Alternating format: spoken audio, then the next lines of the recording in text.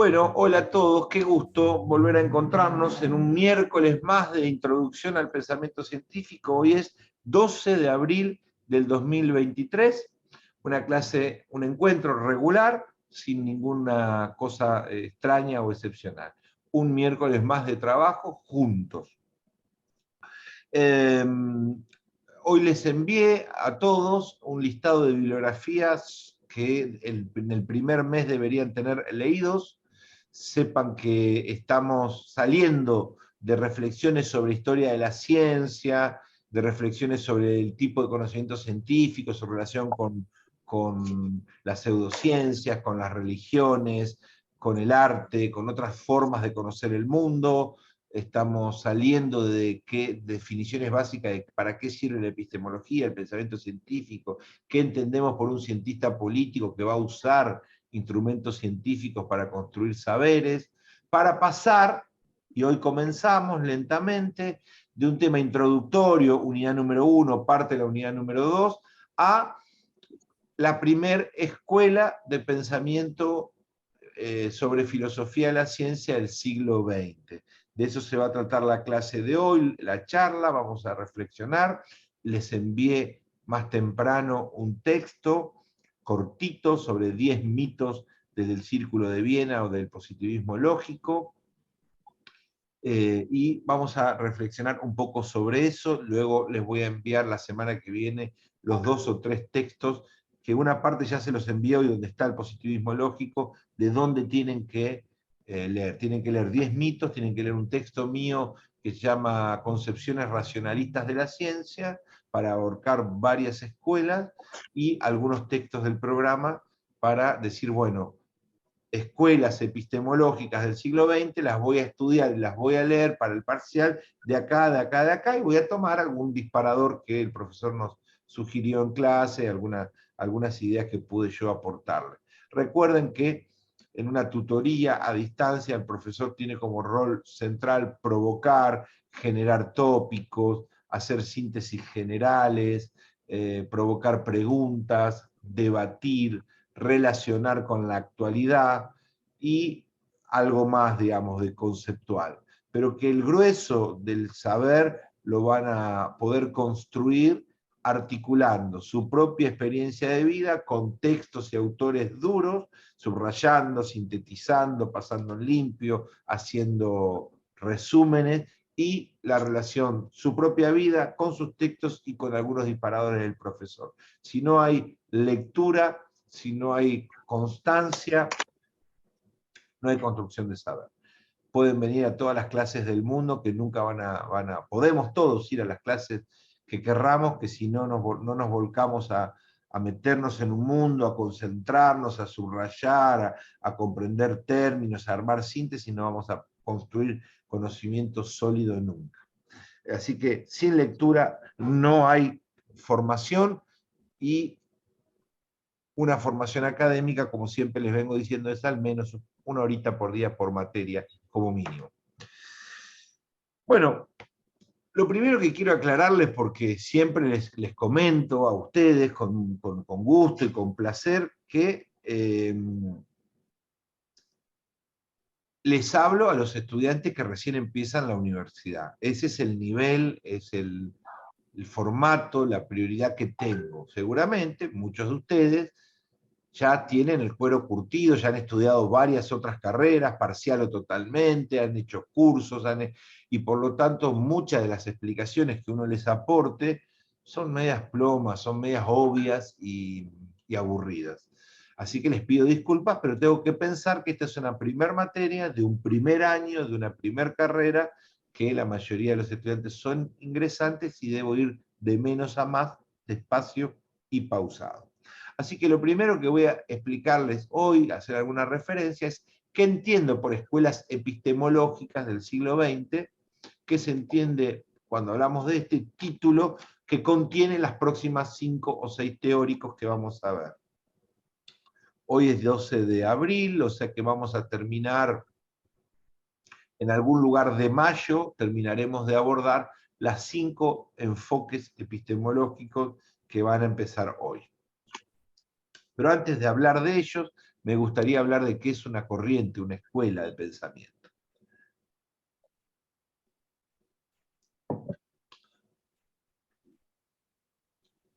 Una escuela de pensamiento es un conjunto de ideas que son básicas, profundas. Eso no es cualquier conjunto de ideas, es un conjunto de ideas sobre cosas fundamentales de un tema, en este caso es filosofía de la ciencia, o en otros casos sobre sociología, en otros casos sobre escuelas de pensamiento económica. Puede ser sobre economía, sobre sociología o sobre epistemología.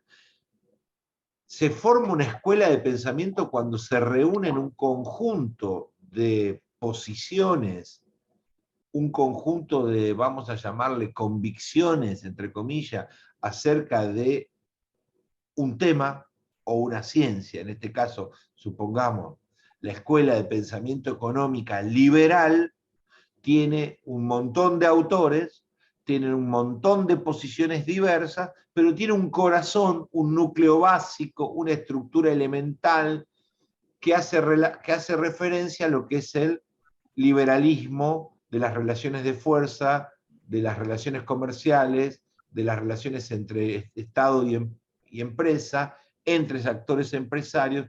Hay un núcleo básico de convicciones en las que acuerdan el primer liberal económico con el segundo y el tercero que vino después, a lo mejor entre ellos ni siquiera se conocieron personalmente, solo a través de libros, como muchos de ustedes pueden, eso se ve muy clarito en otra cosa que no es científica, pero que es muy fácil de entender en ustedes, como es un partido político. Muchos de ustedes adscribirán a el peronismo, o al radicalismo, o al comunismo. Entonces vos decís, vos sos peronista, sí, vos sos radical, sí, bueno, ¿por qué? ¿Porque conociste a Irigoyen, a Ilia y a Alfonsín? No, no, no los conocí. A Levenson, a Larralde, a los grandes, a Balbín, a los grandes del radicalismo? No, no. Vos conociste, vos que sos peronista, conociste a Perón, a Evita, a Isabel, a, no sé, a John William Cook, a Cafiero Padre. No, no, no los conocí. Bueno, pero adscribo, adhiero, es decir, que ustedes adhieren a gente que ya está muerta, a pensadores que ya murieron, en este caso no son pensadores, son políticos, a políticos que ya están muertos y que pensaban, radicales o peronistas, de alguna determinada manera. Entonces, la primera definición de una escuela de pensamiento es que vos podés pertenecer a ella sin estar cerca física o históricamente de sus fundadores. Una escuela de pensamiento se va enriqueciendo con el paso de las décadas. Antonella, si puedo verte en la cámara, necesito verlos a todos los estudiantes, es una nueva norma que he puesto y necesito comunicar, porque no puedo dar más clases como la semana pasada, donde había una sola persona conectada y el resto eran todas cámaras negras, así que necesito que los que no puedan resolverlo hoy, lo resuelvan para el miércoles que viene, y si no, les voy a dar de baja o pasaremos a las tutorías presenciales. Antonella, necesito que te comuniques. ¿Estás allí? ¿Podés prender tu cámara? Hola, profe, me dice, hola, corazón. ¿Estás? ¿Podemos verte? Dale, lo arreglo para la próxima. Ok, Antonella, bárbaro. Ponete las pilas para eso, genial. Bueno, entonces, podemos estar cerca o no de los fundadores de una corriente de pensamiento. Bien, primera cosa. Podemos coincidir en parte o en todo con los fundadores. O sea, ustedes, los radicales que están acá o los peronistas que están acá, ¿coinciden en todo con Perón? ¿O coinciden en todo con Irigoyen y Alem? Me imagino que no. ¿Cómo van a coincidir con todo si es un pensamiento que hace 60, 80 años el mundo era distinto, la realidad era distinta, las prácticas eran distintas? Por lo tanto, un grueso de su pensamiento no cuadra con el presente, no habla de cosas del presente, digamos. Entonces, me imagino que si son radicales, si son peronistas o son comunistas, tendrán una enorme diferencia con un montón de cosas que se plantearon en el origen de su propio partido. Sin embargo, eso no hace que estén fuera de ese partido, porque hay un núcleo de coincidencias básicas que aún creen ustedes que se mantiene vigente y al que adscriben. Entonces, eso sucede con una corriente de pensamiento. los autores adscriben, adhieren a un conjunto de conciencias básicas y más allá de estar cerca o lejos, de discrepar en parte o no discrepar en parte. Ser parte del liberalismo no es estar de acuerdo en todo, ser parte del peronismo no es estar de acuerdo en todo, ser parte del radicalismo no es estar de acuerdo en todo. Eso no significa ser parte, eso significa ser estúpido, que es otra cosa. No tener capacidad de darse cuenta de las perspectivas, de los tiempos, de los matices, de los cambios históricos, y de darse cuenta que cada etapa del mundo necesita un pensamiento adecuado a esa etapa. Imagínense ustedes a alguien que quiera aplicar un plan de gobierno de 1945 a hoy. Digamos, toma las medidas del ministro y las quiere repetir. Es un loco, un psicópata. O sea, no. Es decir, nadie toma las medidas que toma Irigoyen porque se siente radical, o las medidas que tomó Perón porque se siente peronista para aplicarla el año que viene. Se da cuenta que son históricas, que están ubicadas en un tiempo, en un espacio, en un lugar, y que ese tiempo, espacio y lugar no existe más y el tiempo cambió. Lo mismo pasa con las leyes o con las posturas del marxismo sobre la sociedad, o las posturas del liberalismo sobre la sociedad, o las posturas liberales sobre la sociedad. Es decir, las posturas van cambiando, se van ajustando, se van puliendo, y las escuelas se van enriqueciendo, haciéndose cada vez más gordas, más heterogéneas, a lo largo del paso de las décadas. O, en su defecto, como ha pasado muchas veces, hay escuelas que se extinguen, que ya no adscriben, que ya no suman adeptos, que ya no siguen sumando adhesiones de nuevos autores, y que se van debilitando, debilitando, debilitando, hasta que desaparecen o quedan de una manera, una existencia lánguida, marginal, pequeña. Eso también puede pasar con distintas escuelas de pensamiento. Por ejemplo, el totalitarismo fue una escuela de pensamiento importante. Había muchos autores y políticos y gente que proponía sociedades totalitarias, que no solo defendía la idea de Hitler como salvador de la patria, de Mussolini o de Stalin, sino que esa idea del macho total, del líder absoluto, que ordenaba la sociedad verticalmente y que decía, que sintetizaba la nación, que era el hombre preclaro, que era el hombre que o la mujer que nos iba a sacar del fango porque era el hombre que tenía la lucidez, era la síntesis de la nación, era el alma de la patria, y que ese ser iluminado, superior, nos iba a ordenar, estuvo en el consenso político de millones de personas durante mucho tiempo.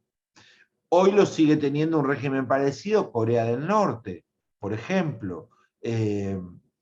La idea de esa preclaro, que quiero tirar una bomba polémica, porque para eso me pagan, para polemizar, para enseñar, para provocar, para generar preguntas, es si no estamos generando con Milei la idea de un todopoderoso que él solo tiene todo claro, y que él en soledad absoluta y en lucidez total nos va a sacar a todos del fango. Si no es un pequeño Hitler, un pequeño mago, un pequeño todopoderoso, un iluminado que solo, tomando el bastón, nos lleva al desierto y a la luz, ¿no? Bueno, ese pensamiento, lo tiro como para provocar, es un pensamiento no democrático. Es decir, el pensamiento ese supone que no son los parlamentos, el federalismo, la división de poderes, los actores económicos, los intendentes, los gobernadores, los sindicatos, los que hacen una nación. La hace un macho,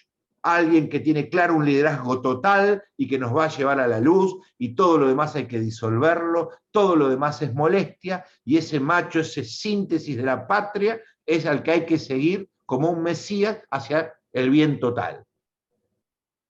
Eso es Hitler, eso es Mussolini, eso fue Stalin, eso en algún momento pequeño para algunos fue Perón, eso para algunos hoy es el líder de Corea del Norte, o para muchos otros liderazgos mesiánicos y totalitarios del mundo, de miles de lugares y de sectores. Ese ser supremo que tiene la magia especial que nadie tiene y que sintetiza el alma de la patria, que con su lucidez, con su magnificencia, con su grandeza, nos va a sacar a todos y nos va a llevar a una tierra prometida. Esa escuela de pensamiento, esas personas que buscaban a ese líder total, a ese Mesías que nos saque, lo trataban de ver. Yo creo que sí, que tiene las condiciones. Me parece que aquel podría ser el que nos lleve a todos hacia la luz. Puede ser que esa idea de buscar al Salvador estuvo en la cultura política durante muchos años, en los 40, en los 50, en la era de los totalitarismos. Por suerte, eso se terminó. Emilce, necesito que te conectes. Hemos establecido como norma, ahí estás, Emilce, gracias. Por favor, a partir de ahora no te desconectes más. Vamos juntos, nos miramos, nos encontramos visualmente. Gracias. Bueno. Profesor. Sí. Gustavo. Una observación tal vez bastante obvia, ¿no? Pero puede ser que esos conceptos, por ejemplo, todas las escuelas, y puntualmente el totalitarismo, se dan en ciertos contextos. Entiendo que tal vez los totalitarismos de aquellos años se dieron por un reemplazo natural de un ser que no era monárquico, pero ya la gente venía acostumbrada a un ser que solucionaba todo, que era el rey. Y en este caso, tal vez tomando a Milei, que bueno, tal vez uno a veces no está del todo, para no decir totalmente en contra, pero lo mismo que pasó con Trump, tal vez, es por una cuestión, entiendo yo, de polarización de ideas, y por el otro lado, finalmente, el tema de que, sin ir más lejos, hay un desprecio por toda la clase política, entonces uno declara, digamos, deposita todo en una persona, entre comillas, ajena a esa caterva política. Claro, una cosa, coincido plenamente con vos, Gustavo, nos derivamos de la clase de un minuto, que es acerca de los mesías. Si bien yo hablaba de corriente de pensamiento y terminé en el totalitarismo como una, bueno, nos fuimos a los mesías políticos en este caso. Vos podés explicar por muchas razones el nacimiento de los mesías. Y esas razones son bastante estructuradas, serias, sólidas. Es decir, uno puede explicar en el miedo, en la hiperinflación, en la angustia, en la soledad, en, no sé, en el cansancio, en el hartazgo de la sociedad alemana, de la sociedad italiana, de la sociedad rusa. Uno puede explicar de muchas maneras por qué un nuevo Mesías está naciendo una sociedad destruida, agobiada, agotada. Pero por más que vos, pero explicar por qué se da, no es negarlo al fenómeno, o sea, en todo caso es comprenderlo. El fenómeno se da, y el fenómeno de buscar un Mesías salvador está allí, y es una búsqueda de millones de personas que no creen que la salida es colectiva entre los parlamentos, el plebiscito, los partidos políticos, el cogobierno, el federalismo, las leyes, la división de poder, la independencia de la Junta. No, todo eso es muy complicado. Pongamos a uno solo, ese nos va a salvar, que disuelva todo. Ese pensamiento, aunque por suerte en la Argentina es absolutamente minoritario, sigue existiendo. Es marginal, el macho alfa, el sabio, el iluminado, el hombre que nos salva a todos, nos lleva a todos al paraíso, sigue estando allí. Por eso somos tan personalistas. Es cierto, sigue estando allí, pero han pasado muchos años de democracia, ha pasado mucha agua bajo el puente y por lo tanto creo que hay defensas, creo que se han construido defensas que se pondrán en juego y que las repúblicas democráticas no van a volver a los mesías, a los totalitarios, que disuelvan las repúblicas democráticas y con sus amigos gobiernen a mano de hierro y hacia el paraíso, digamos. Por eso siempre termina en el mismo lugar, siempre termina igual, digamos. Ustedes conocen algún totalitarismo que no haya terminado una catástrofe, digamos, que haya llevado a su pueblo a la prosperidad prometida. No existe. No hay ningún pueblo que haya llevado a la prosperidad prometida. El caso que es interesante estudiar, de Trump, que gobernó solo 4 años, que en algunas cosas Estados Unidos mejoró detrás de la mano de ese mesiánico, de ese ser alocado, de ese ser tan especial, digamos, ¿no? Ese Milei norteamericano. Sin embargo, a la sociedad norteamericana la destrozó. O sea, nunca estuvo tan enfrentada, todos tan peleados, la democracia tan debilitada, tan complicado en montones de aspectos. Sí, bueno, los aspectos económicos acá creció 4 puntos. Sí, está bien, pero una sociedad es algo más que un crecimiento económico.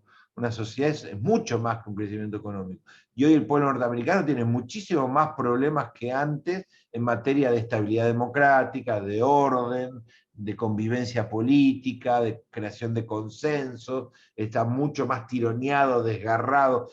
Y bueno, eso es lo que hace un Mesías, porque un Mesías te lleva a la grieta, conmigo o en contra de mí.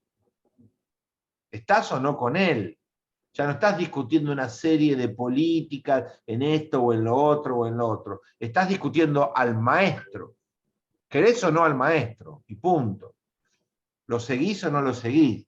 Y el maestro no admite ágoras democráticas. El maestro lo que pide es fe.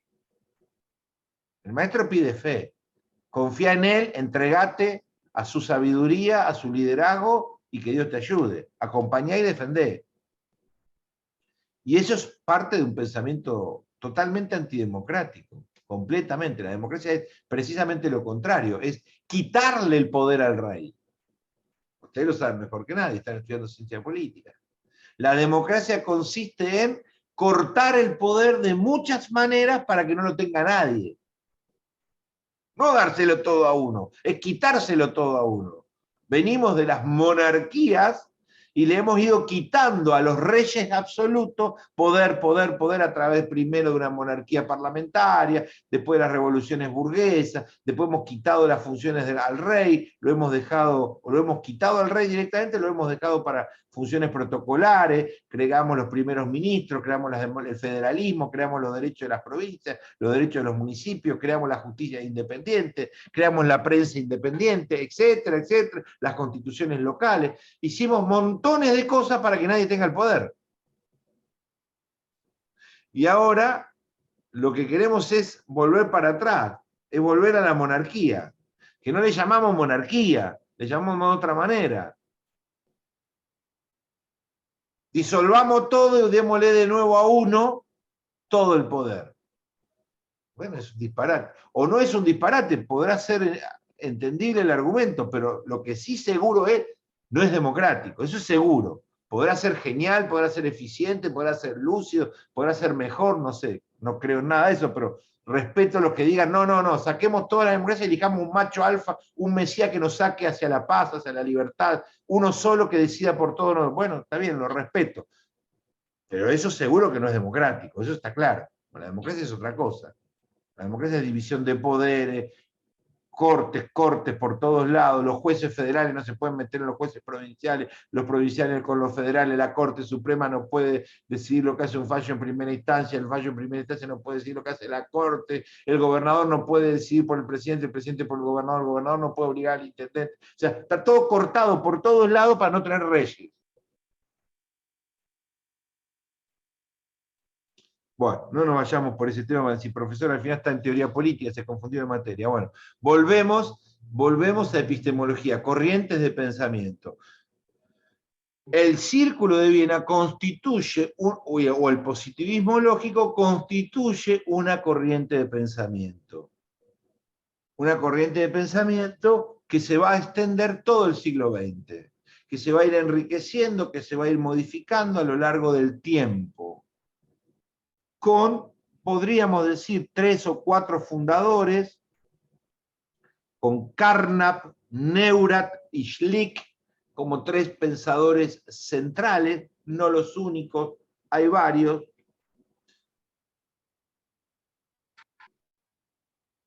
También está Hempel después. Este conjunto de personas forma algo nuevo. Por primera vez, 1922, en Viena, forma algo nuevo. ¿Qué?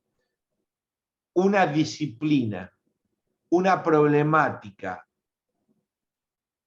una rama de la filosofía. ¿Cuál es? La epistemología o filosofía de la ciencia. Funda con sus debates, con sus preguntas, con sus libros, con sus intercambios, funda una nueva área de la filosofía que se llama filosofía de la ciencia. Es decir, lo que trata esa escuela es de pensar los principales problemas que nos invitan en aquellos años, eso que estaba sucediendo alrededor, violento, veloz, radical, asombroso, como eran los descubrimientos científicos, las teorías científicas de todo color y tamaño, que en 1905, con Einstein, con la química, con la biología, a finales del siglo XIX, aparecen teorías científicas y desarrollo científico entre 1870, 1880 y 1920, en todos los campos del saber humano. Hay una explosión científica enorme. Yo creo que nosotros, 22 estudiantes que estamos hoy aquí compartiendo, pues yo también de alguna manera soy estudiante, nosotros 22 estamos en el mismo lugar que ellos. Estamos prácticamente en el mismo contexto histórico. ¿Cuál es ese contexto histórico? Somos individuos, personas, que nos está rodeando un huracán tremendo, total, revolucionario, enloquecedor, que es la revolución científica de principios del siglo XXI que estamos viviendo hoy a la tarde. Solo una persona completa y absolutamente desinformada, prácticamente un huraño, un ermitaño que está viviendo en las cavernas, o que vive en una isla, en un lugar completamente desconectado, no está choqueado por el bombardeo diario de avances, de inventos, de descubrimientos, de cambios que está provocando la ciencia y la tecnología en nuestro entorno.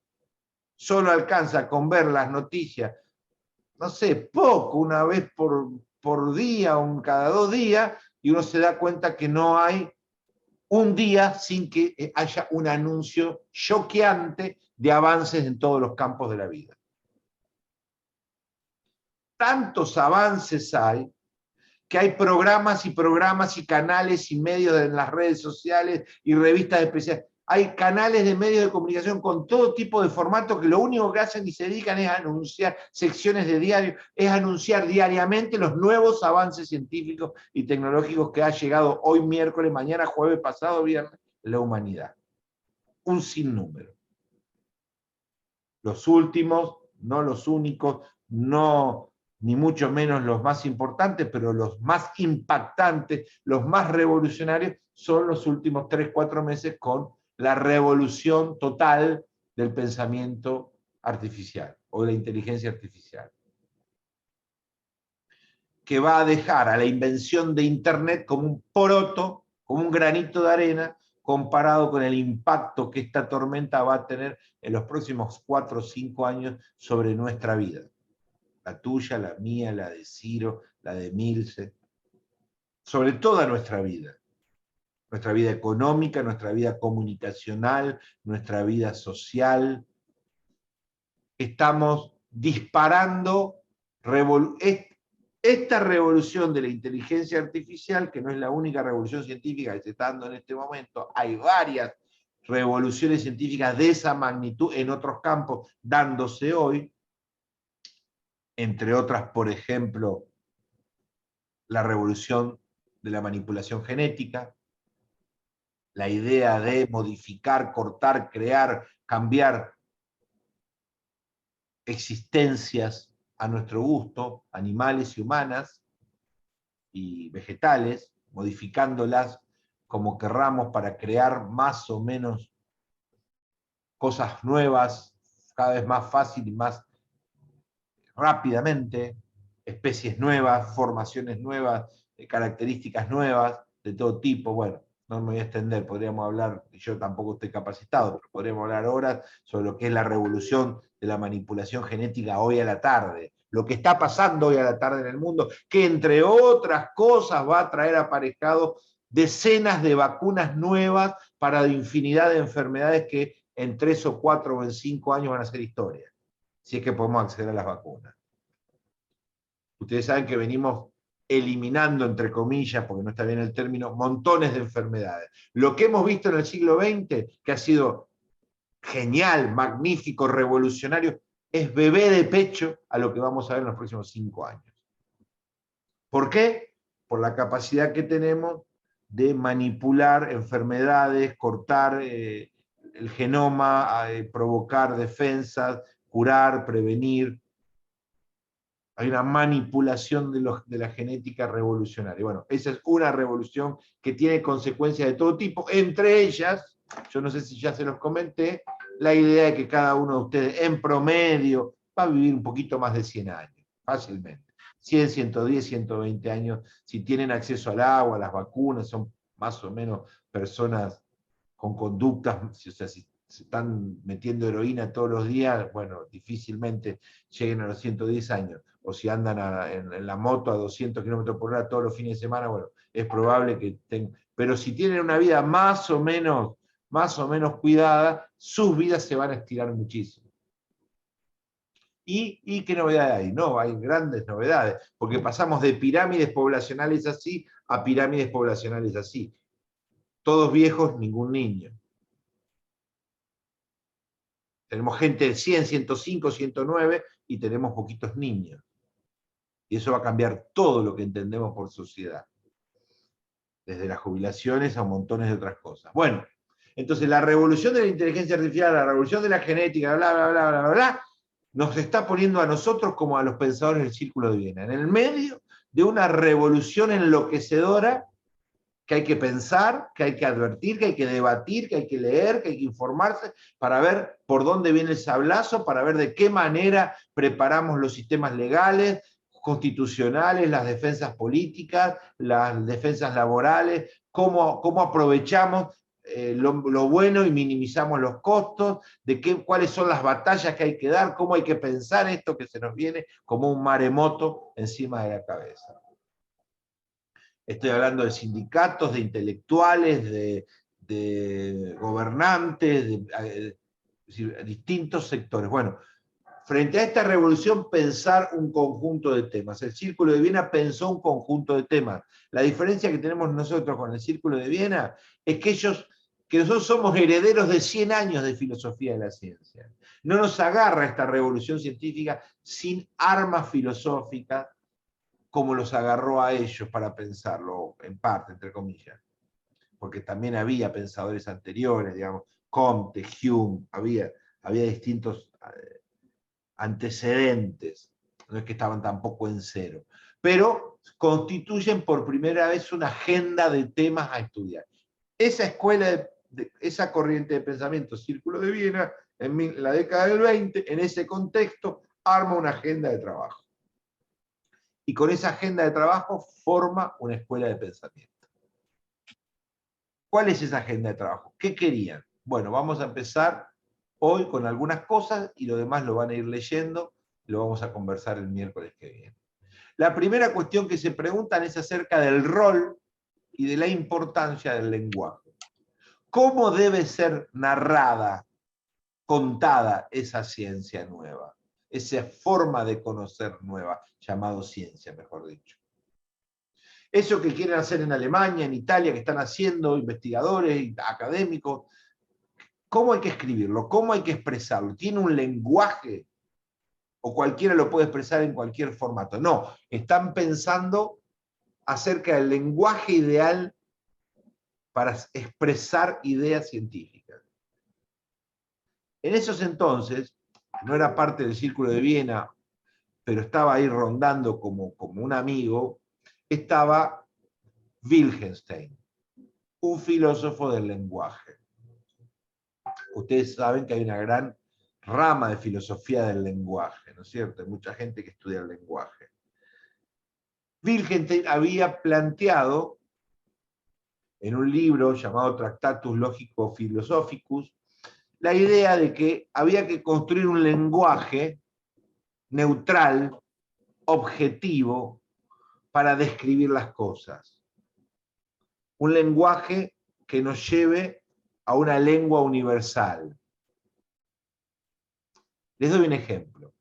Si yo construyo un lenguaje sobre esta botella de agua, digo botella, botella, es un lenguaje que hace referencia a un objeto específico, empírico, observable. Es un objeto observable. Manzana, árbol, anteojos. Hago referencia a objetos del mundo empírico, del mundo, y objetos observables. Vemos una manzana, vos, yo, ella, ¿qué hay acá? Manzana, manzana. Bien, estamos de acuerdo, manzana. Hacemos referencia a algo concreto. Manzana, árbol, perro, persona, pistola, etc. Pero si yo digo libertad, democracia, clase social, indigencia, imperialismo, globalización, ¿hace referencia a qué objeto? A ninguno. Globalización no hace referencia a nada concreto, imperialismo no hace referencia a... No podemos ver al imperialismo, ¿verdad? No podemos ver a la libertad, ¿verdad? Sí. Perdón. Respecto a eso de pobreza, no sé si recuerdo, hace poco había había una diferencia entre el concepto de pobreza en Argentina o Latinoamérica y el de Suiza, donde en Suiza la pobreza era a veces no tener acceso a internet bueno, era otro nivel naturalmente propio del país que es, y las Naciones Unidas se ponían en contracara, decían, che, ¿cómo podemos trabajar en la pobreza de Latinoamérica si también tenemos que trabajar en la pobreza de Suiza, donde las condiciones de vida del pobre de Suiza eran mucho mejores que la del pobre en América Latina? Era algo muy chocante la situación y se basa en lo que usted dice, ¿no? La diferencia de conceptos de pobreza, bueno, en dos entornos completamente distintos. Exactamente. Entonces ahí das un ejemplo muy interesante, Gustavo, que es, para hacer una referencia, este concepto hace referencia a cosas que no pueden ser vistas y que necesitan ser descritas y analizadas, desglosadas, porque son conceptos abstractos, teóricos. Hacen referencia al mundo empírico, es decir, hacen referencia a cosas que pasan en la vida: democracia, libertad, imperialismo, globalización. Hacen referencia a cosas que pasan en la vida, pero no hacen referencia a cosas individuales, a objetos concretos que pueden ser abordados observacionalmente. La pobreza no es una persona abajo de un puente, viviendo abajo de un puente. La libertad no es una persona saliendo de la cárcel, una foto de una persona saliendo de la cárcel. El imperialismo no es una foto de Trump o del presidente chino, no. El imperialismo hace referencia a relaciones asimétricas entre países poderosos y débiles. La libertad hace referencia a las capacidades que los individuos tienen en relación a los sistemas, que pueden ser libertades individuales, libertades económicas, bueno, hay muchos tipos de libertades y hacen referencia a esos. María Torres, quería pedirte que conectes la cámara. Llegaste tarde, pero hemos establecido que todos conecten sus cámaras a partir de hoy. Los que no lo pueden hacer se tomarán la tarea para el miércoles que viene y si no los anularé.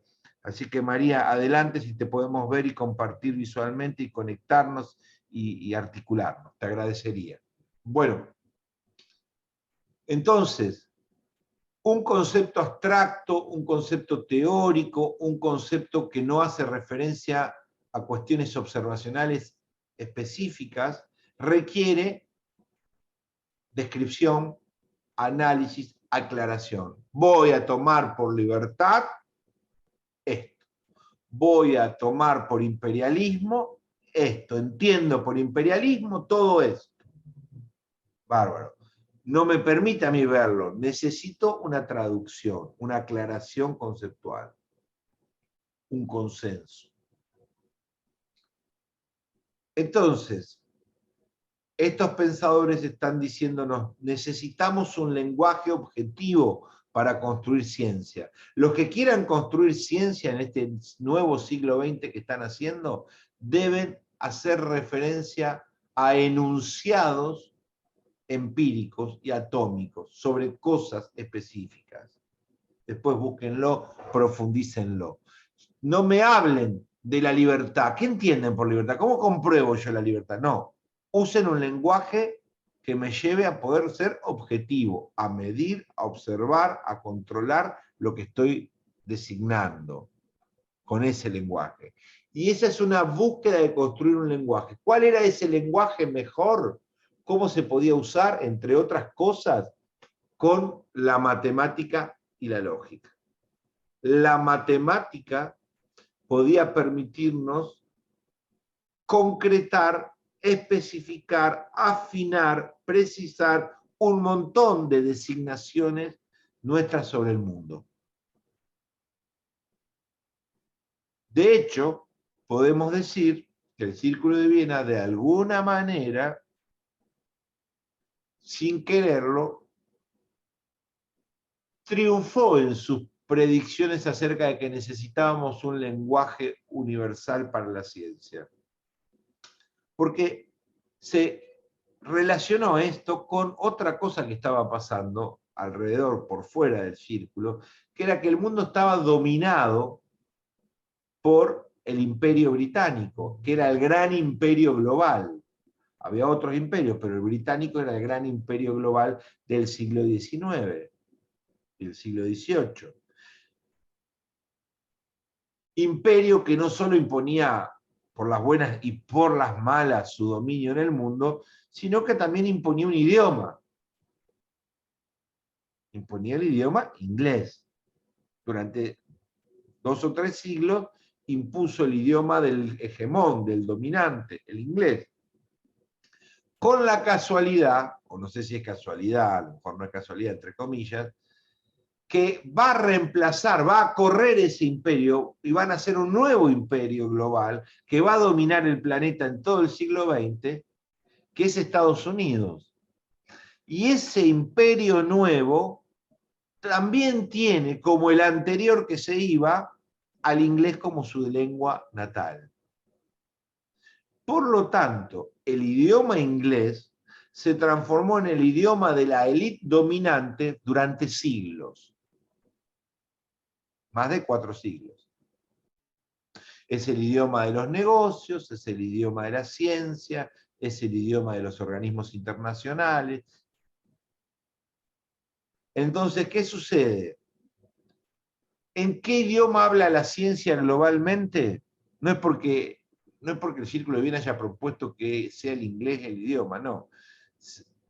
Pero finalmente, por esas cosas de la vida, el idioma dominante, no único, dominante, de la ciencia es la unión entre el inglés, la lógica, la matemática y la estadística. Ese es el idioma dominante de la ciencia.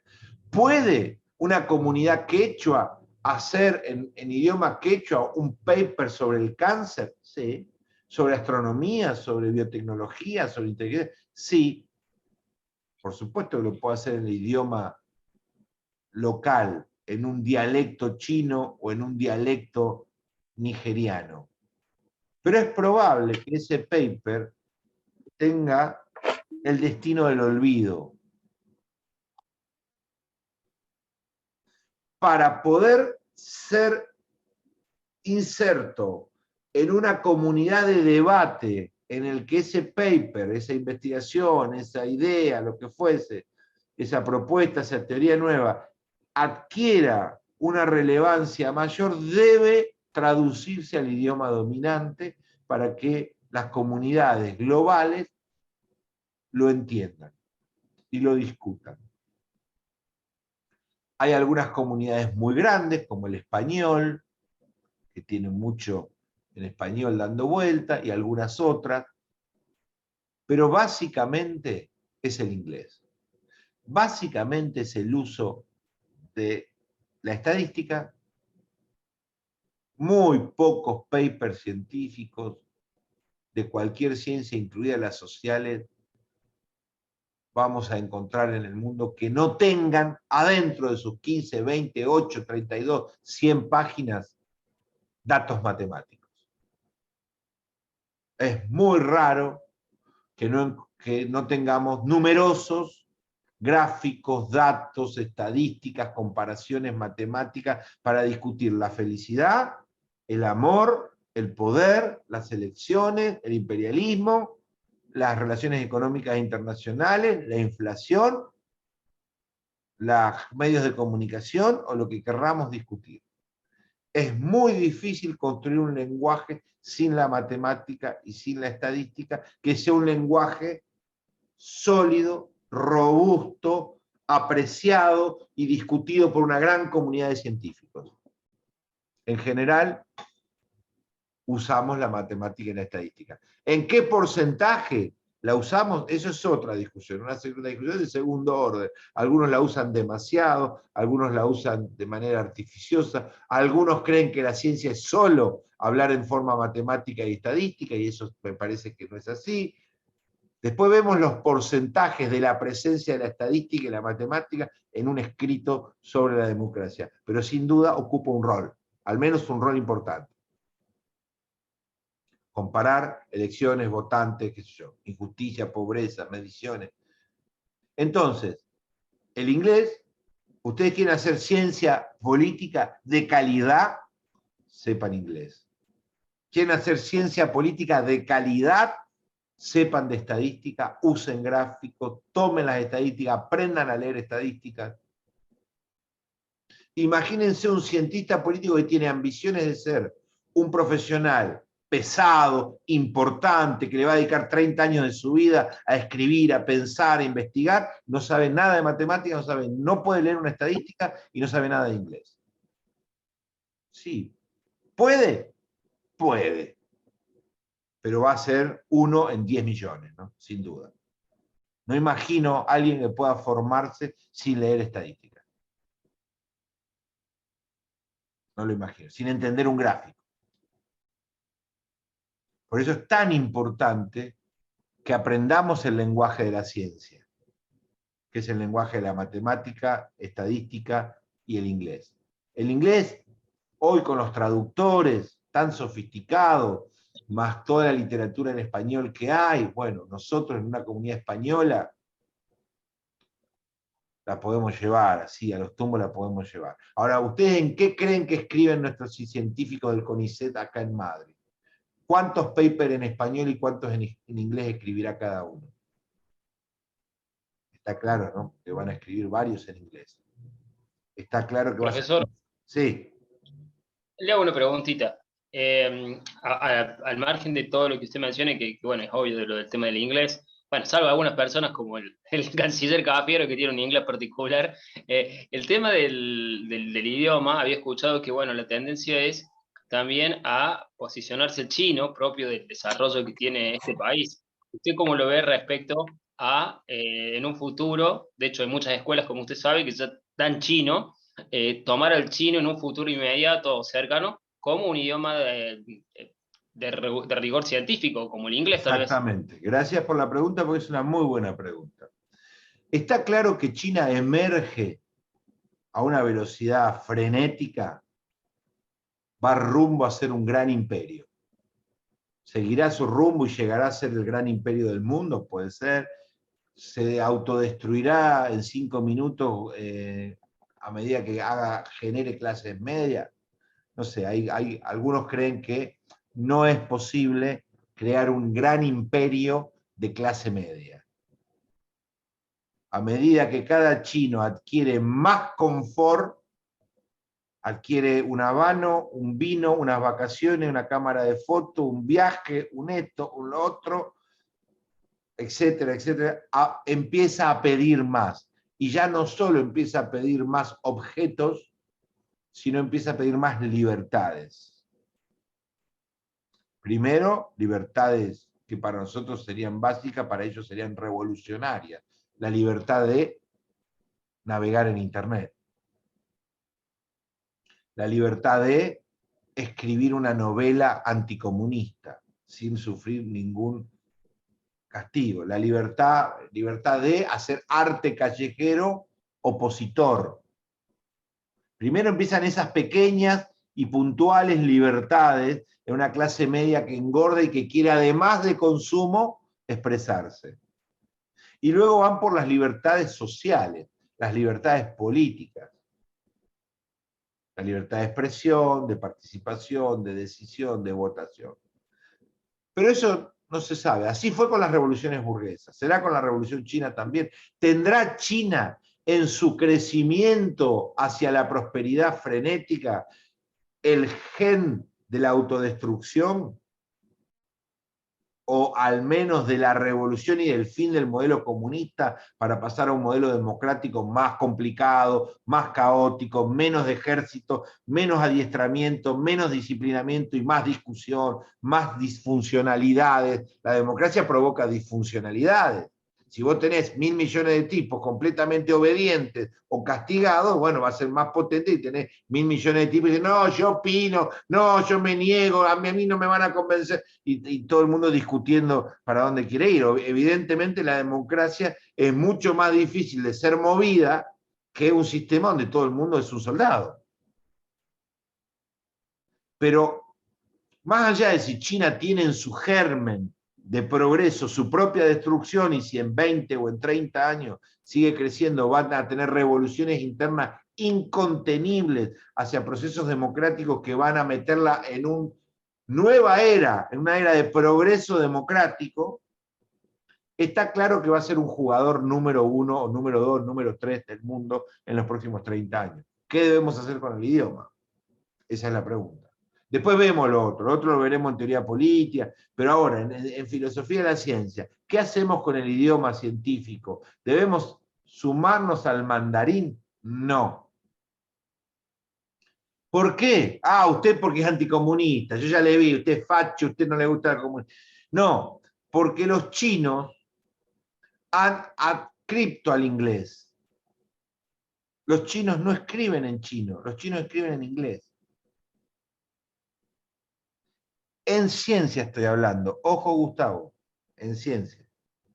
Otra cosa es si vos querés ser un diplomático, otra cosa. Si vos querés ser un comerciante que triunfe en China y tenga 100 sucursales de tu fábrica de zapatos en China, otra cosa si vos querés ser guía de turismo, otra cosa. Ya corré a estudiar chino si querés ser guía de turismo. Yo te estoy hablando del idioma de los papers, del idioma de los congresos, del idioma de los doctorados, del idioma de los libros, del idioma de los premios Nobel. Estoy hablando de la discusión científica global, se hace en inglés, no en chino. Y los propios chinos se escriben en inglés. Para ese nicho, no para los otros, para ese nicho hay que aprender inglés, no chino. Por lo menos por ahora. Esto a lo mejor en una década, 2 décadas, China cambia de política y decide imponer el idioma, así como está queriendo imponer el comercio, decide, bueno, no solo comercio, ahora también queremos idioma, y queremos que toda nuestra estructura de comercio también lleve el idioma chino y siembre chino por todo el planeta, porque ahora hemos descubierto que también hay que batallar con el idioma y queremos que todo el mundo hable chino y no inglés. Bueno, puede pasar, no lo sé. Estados Unidos e Inglaterra hizo eso, hizo que todo el mundo habláramos inglés. Y el comercio y los contratos en inglés. Y nos forzó lo que se llama poder blando, ¿no? En las relaciones internacionales. Bueno, a lo mejor China hace lo mismo, no lo sé. Hoy no lo está haciendo, porque de hecho, ¿dónde se forman los chinos en ciencia? En Estados Unidos, muchachos. Puede ser que los chinos estén lentamente pasando su estructura de copio, de espionaje, de aprendizaje norteamericano, llevando durante un largo periodo de transición de vamos, lo copiamos, nos formamos y después traemos la ciencia acá y la armamos acá, sí. Puede que cada vez haya universidades, laboratorios, centros de investigación más potentes que antes en China, sí. Pero no se olviden ustedes que durante décadas, incluido hoy a la tarde, hoy miércoles a la tarde, las universidades norteamericanas tienen 60% de estudiantes chinos, becados por el gobierno chino. Los chinos han inundado todos los doctorados habidos y por haber, todos los laboratorios habidos y por haber de Estados Unidos, o por becas, o por trabajos, o por capacidades, por distintas formas de acceder. China, al igual que los árabes, nada más que los árabes han formado sus élites más en Inglaterra que en Estados Unidos, China ha invadido a Estados Unidos de estudiantes de ciencia. Para que un chino vaya a estudiar un doctorado en Estados Unidos, para estudiar biotecnología o lo que fuese, o ingeniería artificial o lo que fuese, tiene que aprender inglés. Por lo tanto, toda esa crema de tecnólogos, científicos chinos, está habituado a escribir en inglés. Porque se formó mayoritariamente en países anglosajones. Australia también, Inglaterra también. Pero básicamente China ha mandado miles y miles y miles de personas a estudiar en las universidades norteamericanas porque hace algo muy inteligente, como son los chinos, muy inteligente. ¿Dónde están los mejores? En Estados Unidos, vamos allá. Nosotros en la Universidad de Río Negro o en la Universidad de la Universidad de los Lagos del sur de Chile, no tenemos 3.000 chinos porque tenemos una calidad excepcional, vienen porque desean aprender todo el futuro, la vanguardia, lo innovador de, qué sé yo, de la Universidad del Centro de Bolivia. Con todo el respeto a nuestras universidades, que hacemos lo mejor que podemos. No somos parte de la crema científica tecnológica de la innovación. Hay algunos sectores que sí, que merecen admiración, pero son minoritarios. En el grueso de las ciencias más dinámicas, es Estados Unidos el líder. Y ahí hay que ir, si uno quiere estar en la crema, a la vanguardia, en el primer nivel. Y eso ha hecho China. Bueno, entonces, volvemos al tema del lenguaje. El lenguaje, un lenguaje global, primera postura del Círculo de Viena, un lenguaje global, basado en la matemática y en la estadística. Ustedes me podrán decir, pero profesor, usted no está proponiendo que... Yo no estoy proponiendo nada. En primer lugar, no estoy proponiendo nada. Ustedes hablen chino, quieren hablar chino, hablen chino. No quieren hablar chino, no hablen chino. Me da igual, los felicito por todo, los respeto, los valoro. Yo estoy hablando de lo que uno ve como fenómeno social. Les gusta más, les gusta menos que sea el inglés, prefieren seguir hablando en español, prefieren hablar en mandarín, quieren hacer una especialización en lenguas antiguas, hablen lo que quieran. En todos lados van a encontrar una buena oportunidad, porque si hablan un idioma que ya nadie habla, capaz de conseguir un laburo espectacular y le va bárbaro. Pero no es el idioma universal del debate científico, eso es lo que estoy diciendo yo. No es que deben o no deben, nada más. Bueno, la segunda proposición del Círculo de Viena, la segunda tesis de esta escuela, eso fue con respecto al lenguaje, es la cuestión de lo observacional, de construir leyes científicas a partir de enunciados observacionales. Esa idea ya la expliqué con el término de libertad y de manzana. Persona, libertad, pobreza. Búsquenlo en la bibliografía, por favor.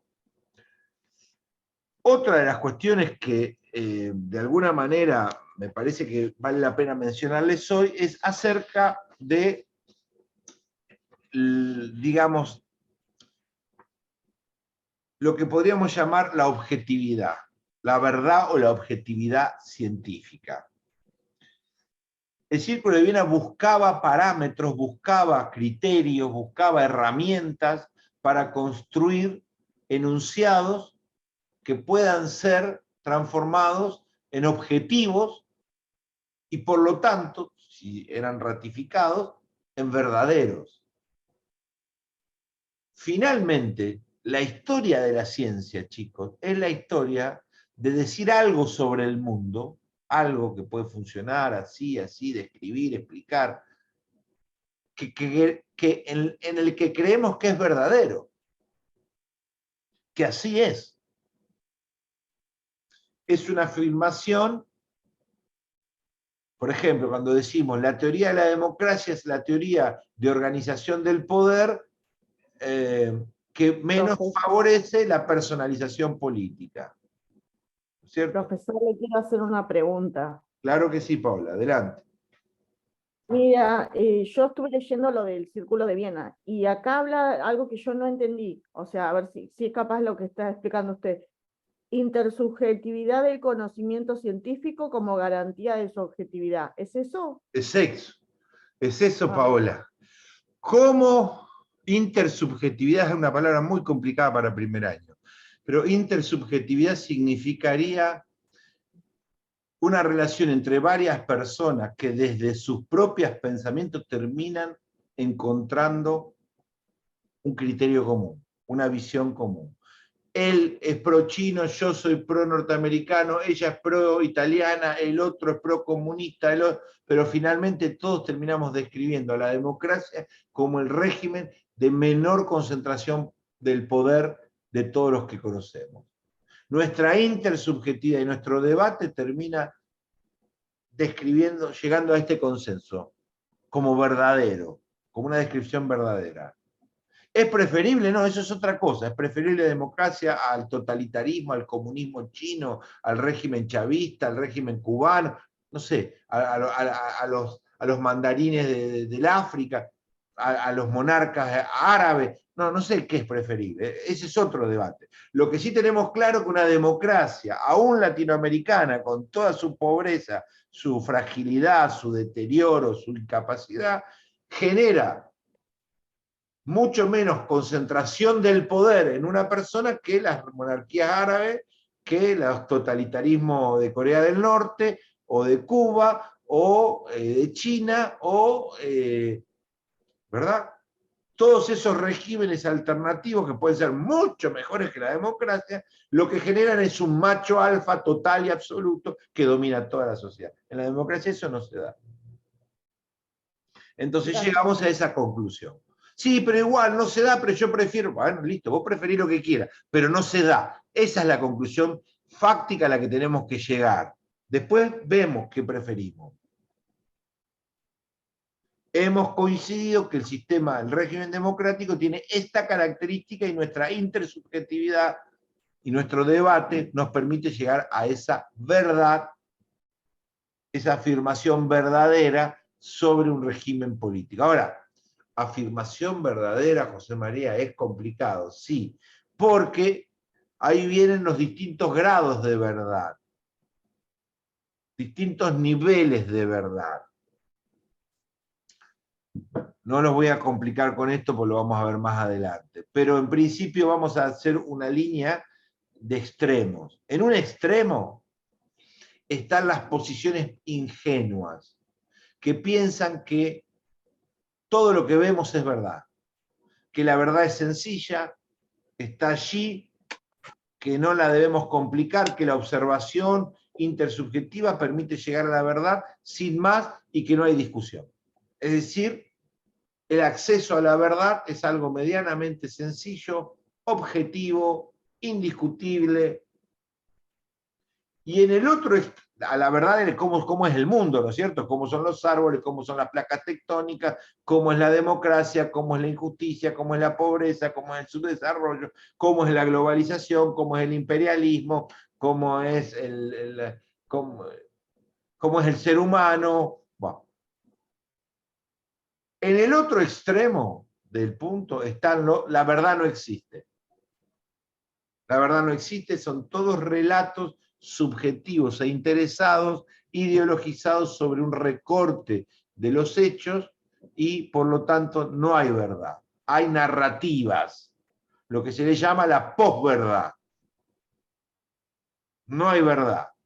Solo hay consensos parciales, recortes ideológicos basados en intereses, en cultura, en historia, en ideología, y por lo tanto hablar de verdad es una locura, está mal, no hay verdad, solo hay tribus y narrativas que crean mundos. Para nosotros el mundo es así, no, nosotros estamos totalmente en contra, el mundo es asá, y el otro no, el mundo es asá, y el mundo es J, el mundo es B, el mundo es H. No hay mundo, cada uno crea su mundo. ¿Qué es la verdad? Nada, son posiciones, son ideologías, son intereses, no hay verdad. Ese sería el otro extremo de las posiciones epistemológicas de las ciencias sociales, la posverdad. Todo es narrativa, todo es subjetividad. Lo han escuchado muchas veces a esto. ¿De qué verdad me habla? Esa es tu verdad, no es mi verdad. La verdad es relativa, yo desde mi punto de vista, bla, bla, bla, bla, bla, bla, bla, bla, bla. No hay verdad, cada uno tenemos nuestra verdad. ¿Eso qué trae como problema? La disolución de la objetividad. Es el fin de la objetividad. Es el fin de la intersubjetividad en términos de explicar el mundo. Ya no hay un mundo, hay tantos mundos como se nos ocurran.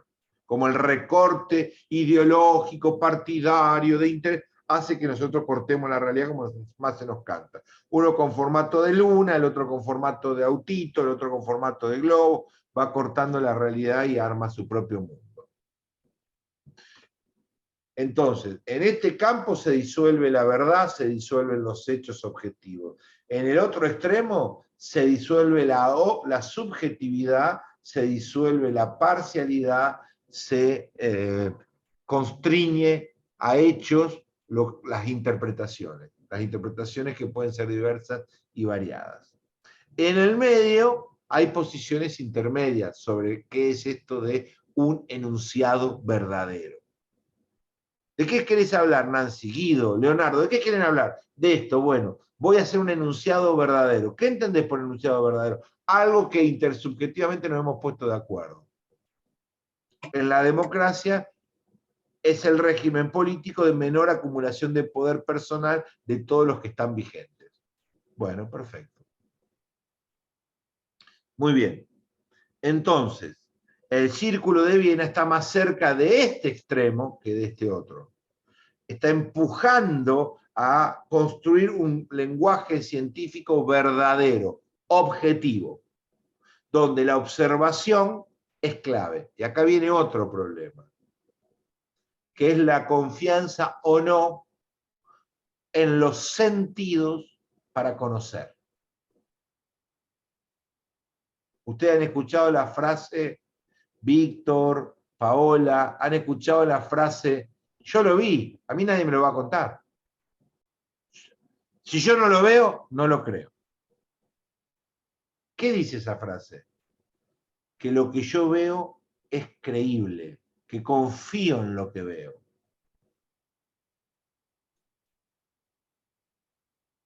Que en ese punto, profesor, seguramente uno, yo creo confío en lo que veo, está completamente sesgado propiamente por los sesgos o por el concepto propio de que el observador no necesariamente puede llegar a la realidad, como decía Werner Heisenberg, creo yo, ¿no? Claro. La observación es algo muy problemático, chicos. Los sentidos ocupan un rol, son importantes,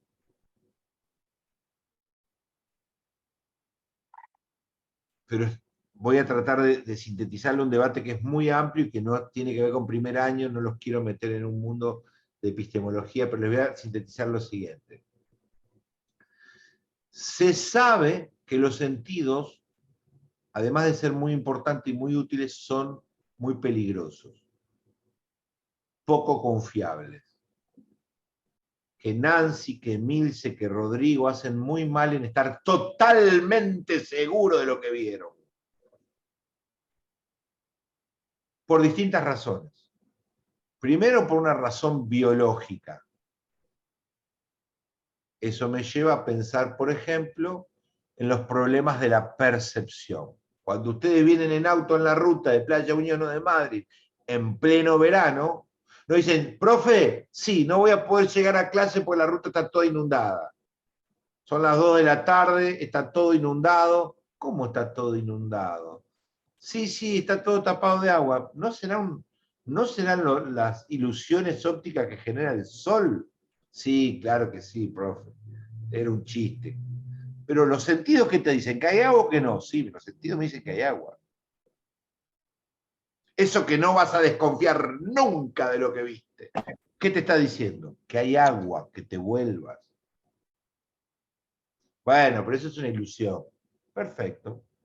Cuando vos pones una pajita en el agua, en un vaso, se quiebra la pajita, la mirás y si está quebrada. La sacás, no está quebrada. Evidentemente es una ilusión, un efecto. Pero la vista que me dice a mí, el sentido, que está quebrada. Muy bien. Bueno, pero eso es una tontería, profesor. Bueno, ahora vayamos a algo un poquito más interesante, el movimiento del sol.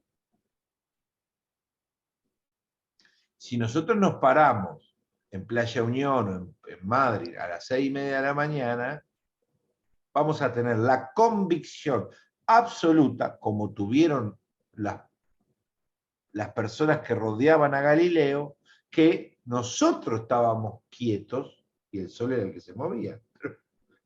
¿Me querés decir que nosotros nos movemos y el sol está quieto? ¿Vos no lo estás viendo moverse? Mirá cómo sube el sol. ¡Ay, mirá qué hermoso amanecer! ¡Qué divino! Mirá cómo se va moviendo el sol. Yo creo que ya para el mediodía se va a venir hasta acá arriba el sol, decimos nosotros.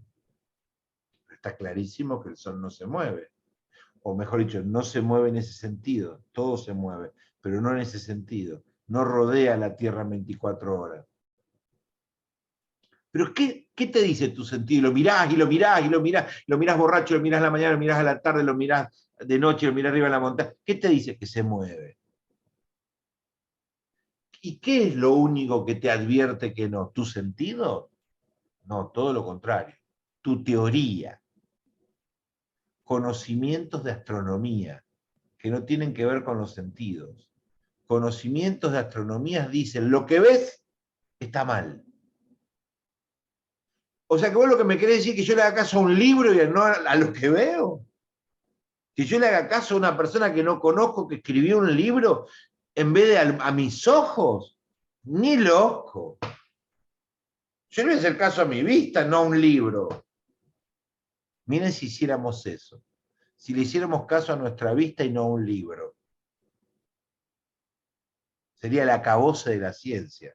Porque los sentidos nos llevarían no solo a pensar que el sol se mueve, nos llevaría a estupideces de ese tamaño, de todo orden y color. ¿No es cierto? Entonces, los sentidos son herramientas peligrosas. Sirven, pero cuidado. Eso es por aspectos, digamos, de percepción, que están muy relacionadas a lo biológico, a cómo opera el instrumento, ojo, óptico, en nuestra mente. Entonces nos puede engañar con reflejos del sol en la ruta, por aspectos biológicos, cognitivos biológicos. Pero después tenemos aspectos ideológicos que modifican nuestra vista. Leonardo, ¿eran muchos de la marcha? Eran un montón, profe. Mandame una foto, ¿la tenés? Sí, ahí le mando. Pero Leonardo, son 4 gatos locos esto. Ni siquiera llegaron a cubrir toda la calle. Y bueno, profe, pero escúcheme, con el tiempo que hay hoy por hoy, que nadie quiere participar en nada, para mí eran un montón dentro de todo. Yo no esperaba que hubiera tanta gente, pero había mucha o había poca. ¿Qué dice en tu sentido? Yo mi sentido dice claramente que eran pocas, acá en la foto que veo era un poquito. Dice, no, yo acá en la foto que veo hay un montón.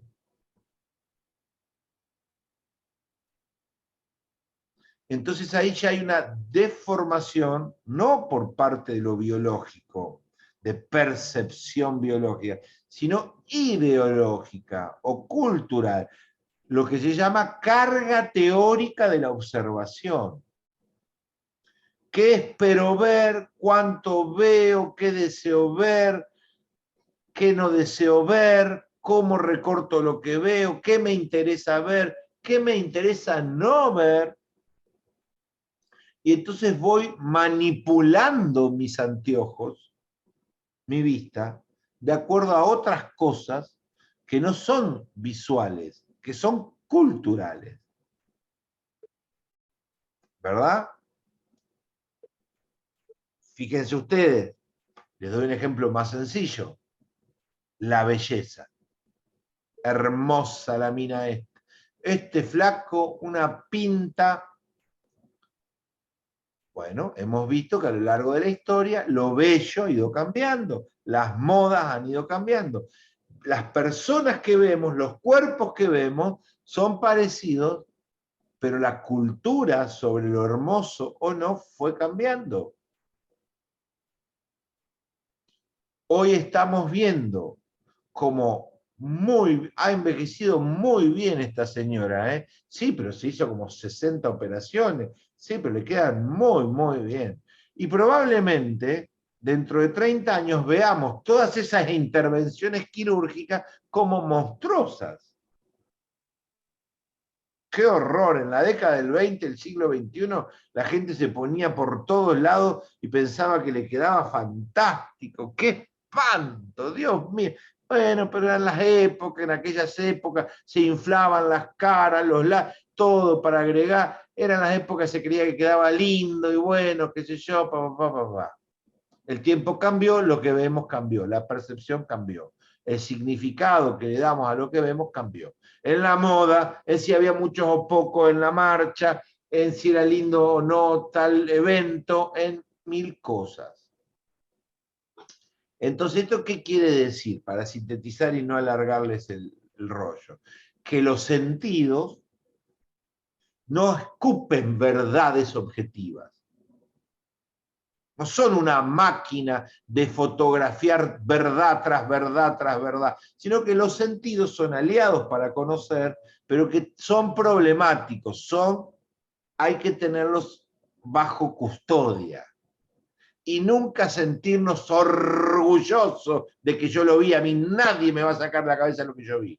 Recuerden el sol. De hecho, en la teoría de la pena y del castigo, los testigos no son decisivos para una condena. Los testigos son un elemento más. Pero yo la vi que lo mató, que en una esquina, que dobló y la fusiló. Yo fui testigo, fui claro, lo miré con mis ojos, estaba a 3 metros. Bien, señora Bárbara, lo tenemos en cuenta, lo anotamos. ¿Y cómo estaba usted parada así? Y vino y agarró la pistola y la mató. Muy bien. ¿Y cuántos tiros fueron? 3 tiros. Yo escuché 3 tiros. Muy bien, anote. Pero eso después se mezcla con un montón de otras pruebas, porque no me van a decir ustedes que se van a sorprender si del mismo hecho 3 testigos dicen 3 cosas distintas. Lo vemos todo el tiempo. Pasó muy rápido. No, yo no vi que pasó rápido. Para mí pasó en verde. No, pasó en rojo. Yo lo vi clarito. En rojo. No, yo no vi eso. Déjelo anotado. Para mí pasó bien en verde. Pero los dos estaban a 20 metros del semáforo. Vieron cosas ahí. Bueno. ¿Eso qué significa? Que los jueces saben que la percepción de los testigos hay que tenerla bien ahí, con muchas comillas. Que lo que vos digas que viste no me alcanza. Pero yo lo vi, a mí no me vas a discutir. Te entiendo que estés convencido de lo que viste. Es un elemento más. Vamos a ver más cosas, tienen que cerrar más cosas que lo que vos creíste ver.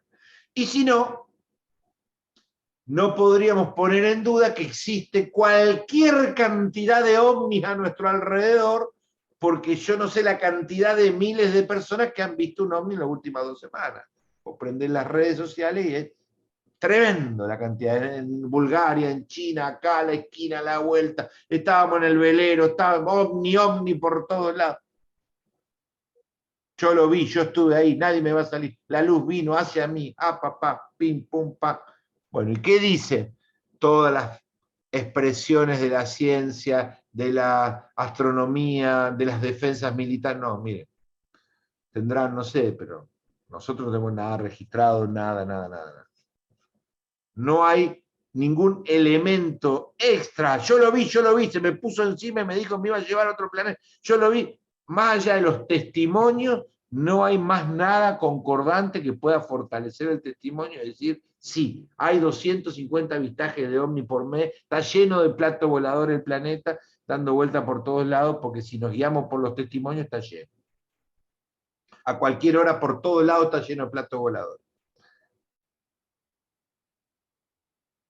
Y la gente que son todos mentirosos, son todos fabuleros, gente perversa, y dice, le voy a engañar al mundo, voy a decir que vi un ovni. No, obviamente que no. Obviamente que hay miles de personas que quieren ver un ovni, por supuesto. Están totalmente convencidos de lo que vieron. ¿Alcanza con verlo? No. hacen falta más elementos para crear una observación sólida.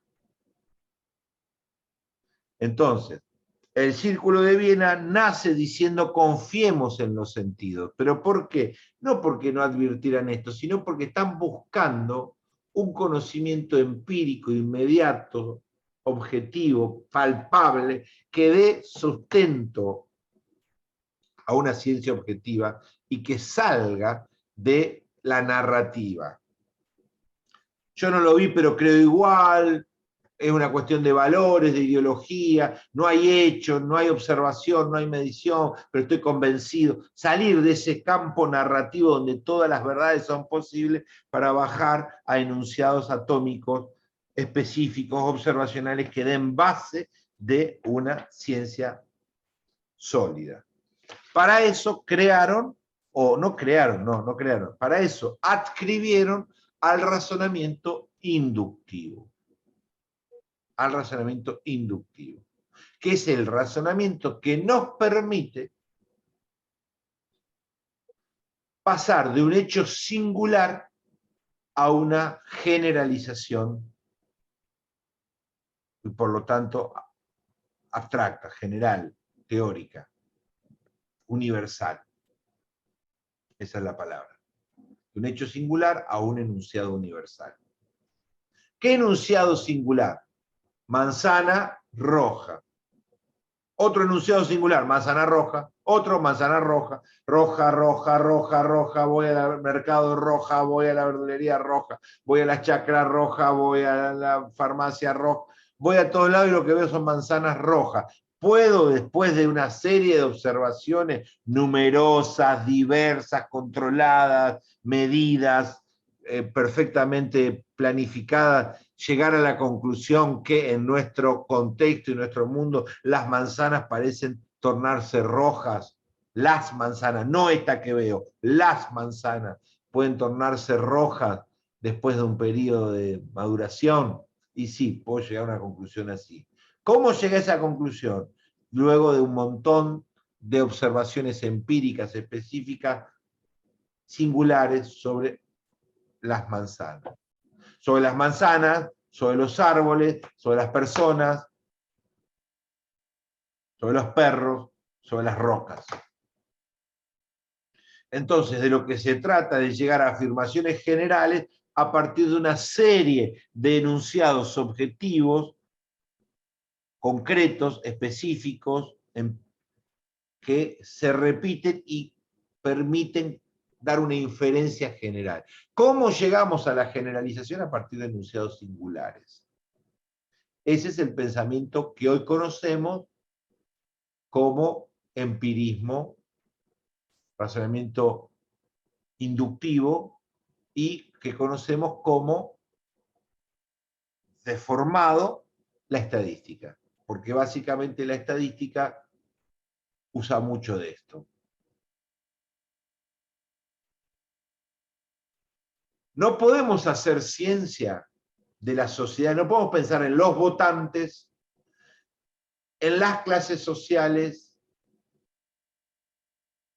en los municipios, en las relaciones internacionales, en la lucha de clase mundial, en el capitalismo, si no hacemos generalizaciones. Porque en definitiva pensar sobre todos esos temas es pensar sobre temas generales, abstractos, teóricos, alejados de manzana, alejados de árbol, roca, anteojo. Son otro nivel conceptual. ¿Se entiende? Ya lo hablamos al principio, globalización es muy distinto a manzana. O frutas es muy distinto a manzana. Pero yo necesito hablar de frutas, no solo de manzanas, para crear explicaciones científicas potentes e interesantes que generen conocimiento acumulable. Porque acá viene el otro aspecto esencial del pensamiento científico. Sin leyes no hay acumulación. Y si no hay acumulación, se pierde el valor de la ciencia. La ciencia es este monstruo potente y revolucionario, transformador de todo lo que conocemos de la vida, del poder, de la economía, de todos los aspectos del mundo, porque la ciencia está revolucionando lo que toca, lo cambia, lo modifica de modo radical. ¿Gracias a qué tiene esa potencia extraordinaria? Gracias a que se basa en un montón de teorías previas. No hay hoy un científico en el mundo que esté pago por alguna universidad para estudiar si es verdad o no que la Tierra está en el centro del sistema solar, que nosotros estamos quietos y es el Sol el que se mueve.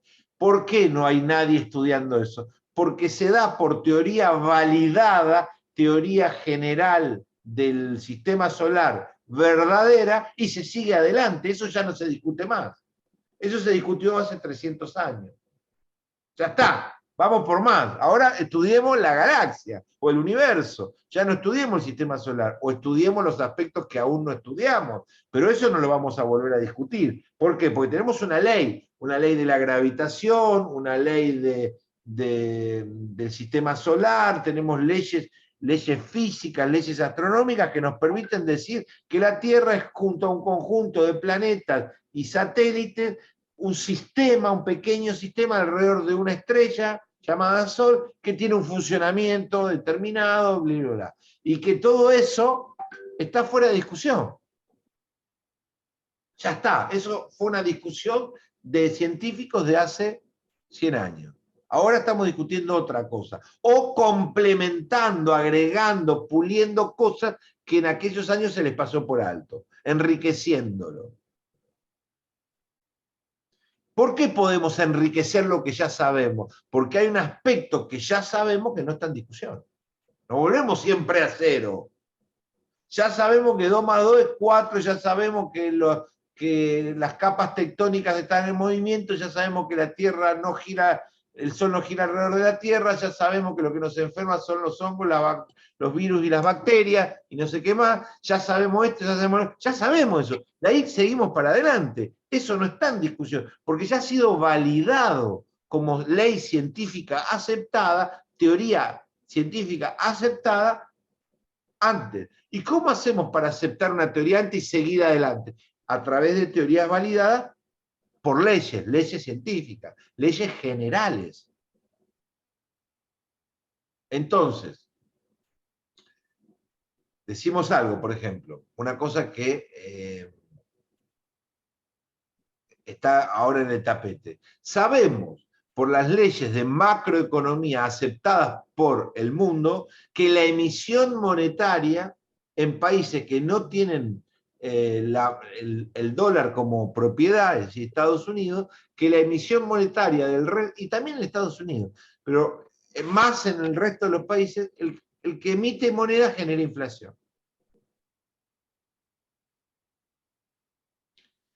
Y entonces dice, ay, ya le salió la beta antikirchnerista, ya nos está bajando el... No, son leyes que se discuten en España, acá, en México. ¿Cómo se genera inflación? Se genera inflación por emisión monetaria. Es escupir mucho dinero, billete, al mercado, lo que genera que ese billete se deprecie y se transforme en menor valor, y eso haga que puedas comprar menos cosas, o como el efecto visual, que las cosas aumentan. En realidad las cosas no aumentan, tu billete se baja. Esa es una ley. La emisión monetaria puede generar inflación, no cualquier emisión, no cualquier tamaño, no cualquier magnitud. Estamos hablando de una magnitud significativa. La emisión monetaria significativa genera inflación. Bueno, muy bien. Esa ley nos debería permitir seguir construyendo teoría económica, no volver a... Y si no genera inflación, y si nosotros creamos un país en el que nosotros no se nos da esa ley, somos especiales y esa ley acá no se aplica, como decía Kicillof, no, acá no, eso es una visión neoliberal, acá imprimir no genera para nada inflación. Entonces le decía, bueno, Kisi, agarrá y repartí maquinita y llenale los bolsillos a la gente, entonces listo. Si no genera inflación, seamos todos felices. En la República, en el planeta Argentina, esa ley no se da, Y por lo tanto nosotros podemos aumentar por encima de la inflación los salarios y ser todos ricos en 2 años. Es cuestión de conseguir papel y tinta nomás. Y dale, no te alcanza de vez, compramos más máquinas y seguimos imprimiendo. Hemos descubierto una nueva ley, hemos descubierto un nuevo planeta macroeconómico en donde acá las leyes económicas no se dan. ¿Cómo terminó la historia del Kisi? 120% de inflación. Único país de América que tiene este desquicio, único país del mundo junto con, no sé, Gabón y Venezuela. Resultó ser que, pucha, che, a nosotros también se nos aplicaba la ley. Resultó que no éramos un planeta distinto, a nosotros también. Terminamos con 200% de inflación en alimentos. Qué cagada, yo pensé que éramos especiales. No, acá también los objetos se caen por la fuerza de gravedad, acá también la democracia es precaria y genera menos poder para los que mandan, acá también la baja productividad genera pobreza, acá también los conflictos sociales generan inestabilidad, acá también los aviones se quedan sin combustible y se caen al piso, y si prendés un fósforo adentro un balde de nafta explota. Acá también somos víctimas de las leyes de la ciencia en todo el mundo, de todo el mundo, ¿no? Todavía no somos otra realidad, el triángulo de las Bermudas argentino. No, estamos en el mismo mundo. Entonces, esas leyes que nos tienen que permitir hacer para la salud económica, seguir construyendo más, ya tenemos esta verdad. Si se cae la tiza, si vos soltás la tiza, se cae el piso. Si vos emitís muchos, tenés inflación. Perfecto. Si te quedas sin combustible, se te cae el avión. Listo. ¿Lo sabemos? Sí. ¿Estamos claros? Sí. ¿Hay discusión? No. Bueno, vamos por más. Sigamos construyendo saberes con esas leyes consolidadas. Ahora bien, eso supondría, lo que usted me está diciendo, profesor, que todo es acumulación, que yo tengo esta ley, después le agrego otra ley, después le agrego otra ley, cada vez tengo más leyes, cada vez se explican más cosas, un perfecto camino hacia la verdad total. Bueno, resulta que no. Resulta que no es tan fácil el asunto, que a veces se producen revoluciones científicas y que un conjunto importante de leyes se van al demonio y cambian. Y nacen otras nuevas ciencias, otras nuevas explicaciones del mundo y nuevas formas de pensar el mundo. Son pocas, son raras, pero están. Allí están las revoluciones científicas que cambian un montón de cosas y un montón de leyes que creíamos indiscutibles, que estaban en la base de lo que estábamos, en los pilotes de lo que seguíamos construyendo. Eso también pasa, increíblemente. Una pregunta, profesor, disculpe que lo interrumpa. ¿Eso sería la verificabilidad de las leyes cuando habla de significatividad cognitiva, cognoscitiva, o es cualquier otra cosa? No, Paula, eso no. La verificabilidad de las leyes es que yo digo, las manzanas se enrojecen al 6º mes. ¿Qué verificabilidad me provoca esa ley? ¿Qué tengo que hacer para verificarla? Paola, las manzanas enrojecen al 3.er mes. Las manzanas, no esta manzana, las manzanas. Es una ley general, empírica general. Las manzanas se enrojecen al 3.er mes. ¿Qué operativo de verificación necesito para validar esa ley? ¿Qué necesito hacer para ver si tengo razón o no? Tomo una población de manzanas y calculo el tiempo determinado para evaluar el cambio de color. Y claro. Entonces yo ya tengo claramente un operativo de verificabilidad. Si hago esto, voy a verificar si la manzana pasa A o pasa B. Por lo tanto, ¿cómo verifico esta ley? Tomo elementos que esa ley describe y predice, los analizo y verifico. Si yo digo, las manzanas tal vez se enrojezcan a los 3 meses, ¿cómo puedo verificar ese conocimiento? ¿Cuándo voy a tener razón? Siempre. Si enrojecen, tengo razón. Si no enrojecen, también tengo razón. Porque yo dije, tal vez llueva, tal vez enrojezcan dentro de 3 meses, tal vez las personas se comporten así, tal vez los puentes resistan tanta presión, tal vez. Ese tal vez no me permite un operativo de verificabilidad, no es una ley verificable. Porque ¿Sería una no hipótesis en puedo, ese caso? porque para que sea una ley verificable, Gustavo y chicos, yo necesito poder decir que tengo razón o que no tengo razón. ¿Cuándo no voy a tener razón? Cuando pasen los 3 meses y las manzanas no se enrojezcan. La ley está mal. Cuando el puente supere tal kilo y se caiga, la ley está mal. Si yo digo, tal vez llueva, es probable que llueva, es probable que enrojezcan, su verificabilidad se destruye. Ahora, puedo tener leyes probabilísticas, como las leyes de medicamentos. La droga tal para enfermos tal tiene un promedio de 85% de reducción de daño del cáncer y de postergación y de prolongación de la vida de hasta 2 años. ¿Qué me está diciendo? ¿Puedo encontrarme una persona que no se le prolonga la vida con remedio? Sí. ¿Porque está dentro de qué? Del estándar estadístico minoritario. Está dentro del 19%, no del 81%. Entonces, ¿cómo yo verifico si ese remedio prolonga la vida de los enfermos de cáncer? Si tomo 100 casos y encuentro 81 que sí. Ahora, si yo encuentro 60 que no les prolongó la vida, de 100, digo, esta ley es falsa. Porque puedo corroborarlo. Ahora, si yo digo, algún tipo de porcentaje le prolongará la vida, no puedo corroborar si tengo razón. Porque 1 ya es un pequeño porcentaje. 1, 100. Eso es lo que hablamos de verificabilidad de una ley. La potencia de verificabilidad, la potencia, la claridad, la cercanía, la capacidad de una ley de ser corroborada.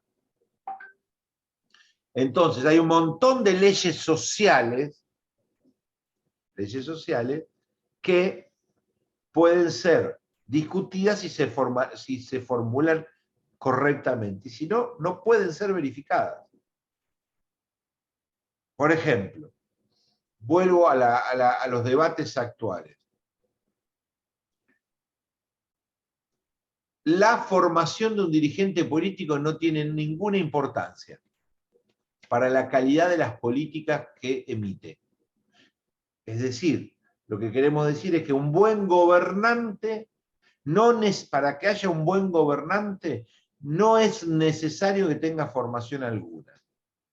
Esa es una afirmación general sobre gobiernos y buenos gobiernos en relación a la formación de sus líderes. Aplica al intendente, aplica al gobernador, aplica al futuro gobernador, al futuro presidente, aplica a todos. Para un buen gobierno, un dirigente político no necesita tener formación alguna. Bueno, esa es una afirmación. ¿Qué es lo que tenemos que hacer para corroborar esa afirmación general? Tenemos que seleccionar un conjunto de dirigentes que tienen el primario o ni el primario terminado, primero definir qué es formación alguna, porque algunos creen que alguna formación básica tiene, aceptan con el secundario, otros no aceptamos al secundario. O sea, ustedes tienen que definir. ¿Sí? Por formación básica entiendo primaria terminada. Bueno, listo. Yo digo, no, por formación básica entiendo un terciario terminado. Bueno, listo. Definimos qué estamos entendiendo con los términos con que se arma esa afirmación. Bueno, entonces después elijo gobernantes que no tienen ninguna formación terciaria alguna, que son toda gente del pueblo que no estudió nada, pero que la gente lo quiere, y hago una selección, defino qué es un buen gobierno, lo defino con criterios. Un buen gobierno es aquel que baja la inflación, que descentraliza, que reduce la demanda habitacional, que el déficit de deuda, no sé, elijo 10 criterios, pero podrías poner 50, bueno, pero pongo estos 10. Estos son los 10 criterios de buen gobierno y miro si esos políticos que gobiernan han logrado o no buenos gobiernos bajo esos estándares. Y ahí voy a poder confirmar o refutar este enunciado general, de que para tener un buen gobierno no hace falta tener ninguna formación. No sé si será verdad o no, hay que probarlo, pero tiene capacidad probatoria. Si yo defino esos términos, hago sus recortes. ¿Se entiende? Entonces, una afirmación general en ciencia política como esa necesita tener capacidad de comprobación empírica. ¿Cómo nos vamos a dar cuenta si tenés razón? No, este gobierno es un desastre. Bueno, eso es una opinión, bárbaro, qué sé yo. Ahora, si vos querés poner en un artículo, este gobierno es un desastre, tenés que defenderlo. Ya querés hacer una argumentación. Entiendo por este gobierno tal cosa, entiendo al presidente, no a los gobernadores, no a los ministros. Bueno, ¿qué entiendo por? Entiendo este gobierno nacional. Bueno, muy bien. Y luego, ¿qué entiendo por desastre? Entiendo por desastre la inflación, la inseguridad, que aumentó. Bueno, perfecto. Armo un esquema. Entonces, de eso se trata, chicos, de construir afirmaciones generales sobre el poder, sobre la democracia, sobre el buen gobierno, sobre el medio ambiente, sobre la pobreza, que puedan tener capacidad de refutación, de corroboración, de objetividad. Para eso, el Círculo de Viena nos decía, hay que descomponerlo en enunciados observacionales concretos. Salir de enunciados genéricos para desglosarlo en enunciados observacionales objetivos. Seguimos la semana que viene, ya son las 10 de la noche. Chau, que la pasen bien, lean Círculo de Viena y nos encontramos el miércoles. Hasta pronto, chau. Chao, gracias.